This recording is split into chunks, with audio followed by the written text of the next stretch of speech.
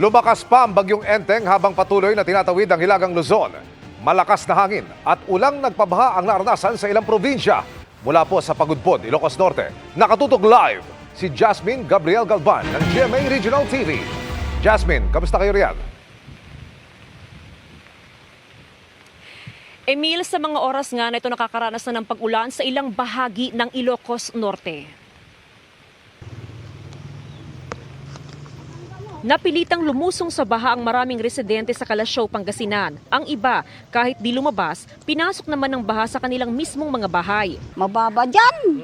Baha. Palagi pag umuulan, may tubig na naman. Delikado. Pahirapan ang paghakot ng basura na hindi naman maaaring pabayaan lang para di na magdulot ng sakit. Siyempre dahil mabigat Mababasa yung mga basura. Yung nabubulok, hindi na pwede. Naka-blue alert status at tuloy ang monitoring ng Kalasyaw MDRRMO, lalo sa mga low-lying barangay. Kagabi, pabugso-bugsong hangin at ambon ang naranasan sa Bagao, Cagayan.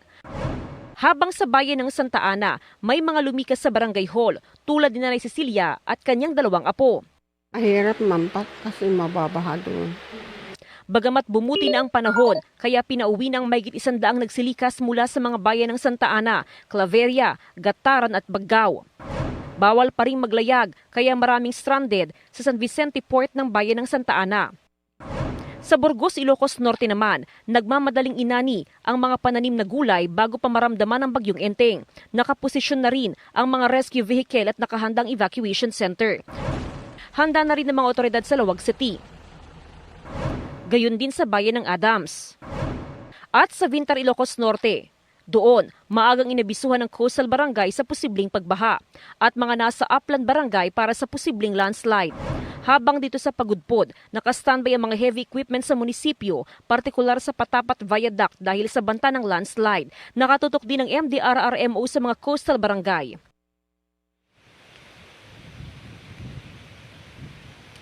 Emil, mahigpit na ipinagbabawal ang water activity sa iba't ibang beach destinations sa probinsya ng Ilocos Norte. Nakamonitor din ng Philippine Coast Guard sa mga baybayin lalo pat meron pa ring nakataas na gale warning. Emil? Maraming salamat, Jasmine Gabriel Galban ng GMA Regional TV.